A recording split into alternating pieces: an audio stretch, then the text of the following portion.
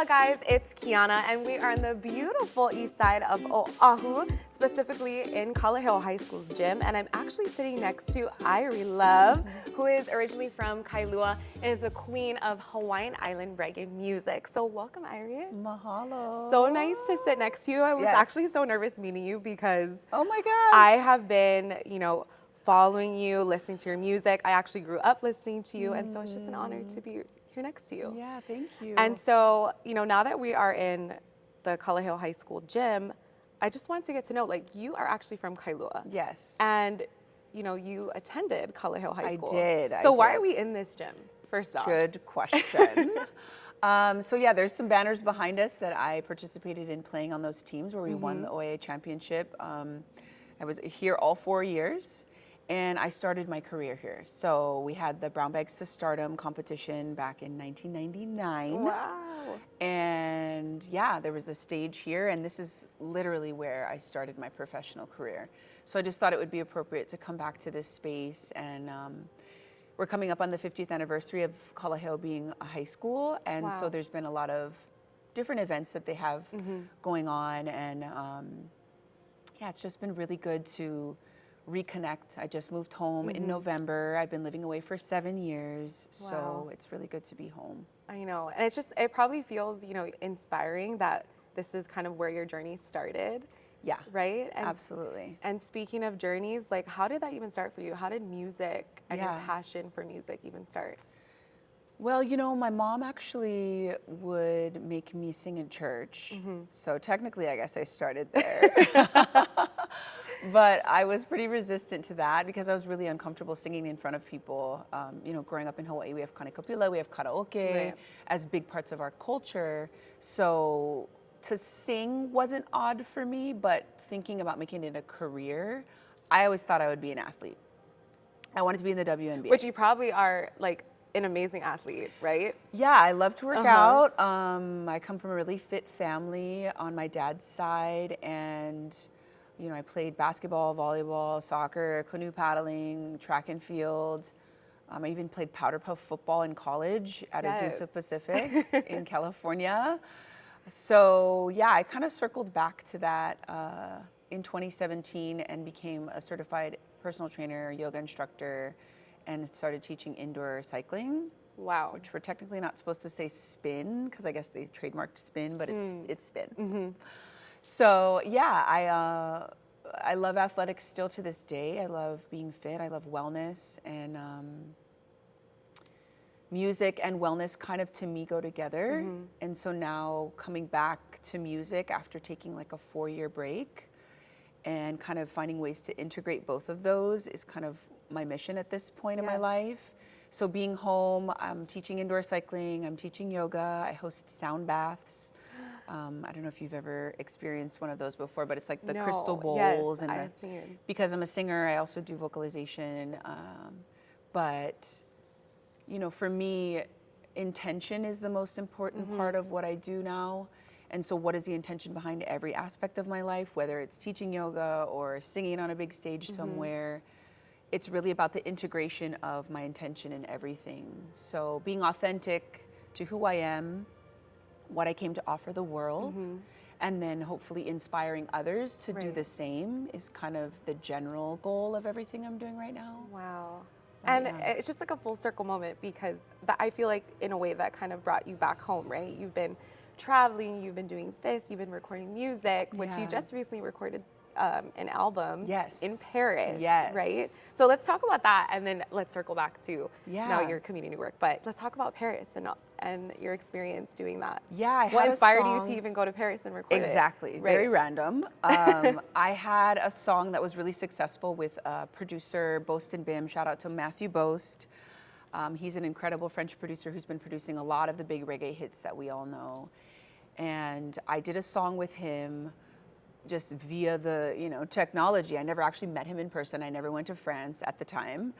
And the song was really big. It blew up in Germany, went to over 1 million streams in less than a year. I think it's at over 3 million now.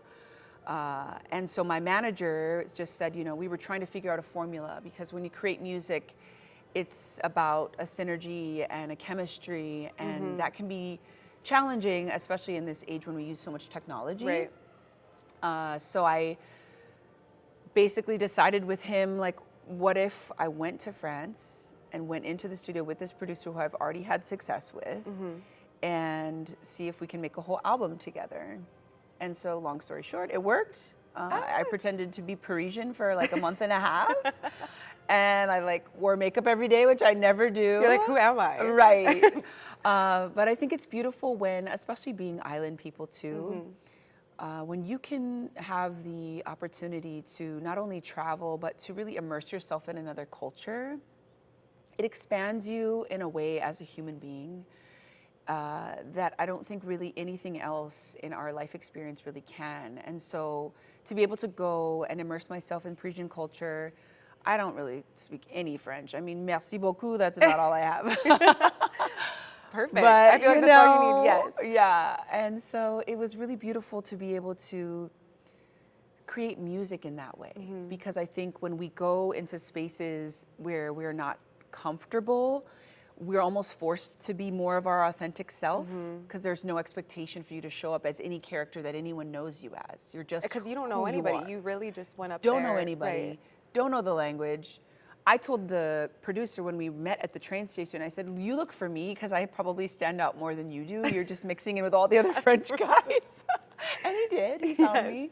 But it was really beautiful to be able to just go and create, and it just to flow the way that it did, because you also just don't know if you're going to have chemistry with someone. So it was a big risk for us, but I really am just moving and being led by what I would consider like higher guidance, my ancestors, my na'au, you know, just allowing that to lead me rather than trying to understand if something is going to make sense. Right. And I think that just paves the way to your success. Like I know it's hard to talk about, you know, what your own success at some points, but I feel like you are inspirational, you are successful, and to even do that, like you said, being comfortable with the unknown really challenges you to be your authentic self. So thank you. That's amazing. And one of the songs that you released in the album was called Sugar. And so I wanted to ask you about that song as well. Yeah, Sugar was the first single. It was written by my sister, Tiana Shai. Shout out to Tiana. My sister owns her own studio with her husband in Las Vegas. So she's a producer, an engineer. There's not a lot of female engineers out there. So she's really paving the way in that part of the industry. So she wrote this song for me. I told her what I wanted it to be about. It's, for me, about self-love. But I also wanted to write a song that was sort of a bridge for Hawaii, because I started my career here, but now I've explored and expanded, and I've always loved different types of music. So this music is kind of, it's reggae is the foundation of the album, but it touches in so many different genres. And so Sugar is a song, to me, that really represents island reggae music. So we wanted that to be the first single to kind of reintroduce myself, say that I'm back. We love songs about love in Hawaii, obviously. One of my biggest songs here is My Love. Love, love, love, all love. We're all love. Irie Love. So much aloha. But yeah, it's just the first single. We're making a video for it. We've got other songs coming out. And then the album should be out at the end of summer, but that's always subject to change. Yeah. Yeah. So great. And, you know, to tie that all back in, so you are home, you are back home in Hawaii, you're in Kailua specifically. Yeah. You've been doing a lot of community work, and you know, we're just touching base on your holistic guidance, but like, to wrap everything up, what are you doing now that, you know, if people want to like reach out to you, or if they're interested in working with you to getting that type of guidance besides, you know, just listening to your music, because it's on a deeper level now, right? Absolutely. So how can people get in touch with you, or what does Yeah, that look like? I'm pretty active on social media, even though I have some internal spiritual resistance to that world, but finding ways to integrate that that are healthy. So I do respond to any inquiries on social media, and then of course I have a whole team. So I have a booking agent and a manager and a publicist and all that other jazz. But this is Irie Love is kind of just my tag for everything. That's an easy way to find me on the interwebs. But I also was just featured on the season finale of NCIS Hawaii. And I got to play myself as I'm performing, which was really amazing. And so that kind of, representing Hawaii, even today, I'm wearing these earrings that were gifted to me by Manaola, who Beautiful. was an ambassador for his brand for a long time, and is such a beautiful family. And I'm so honored and grateful that I have that connection with them. And then, of course, this is Simply Sisters. I almost wore the same jumper. So I looked at it and I was like, that would have been yes, so Simply good. Sisters. Simply Sisters, yeah, shout out to them for sending me this jumper. I just, reached out to them and said how beautiful it was. So I'm always doing my best to represent Hawaii everywhere I go and with everything that I do, and to also just be an anchor for the spirit of aloha. Because it's not just for Hawaii, the whole of humanity needs more aloha.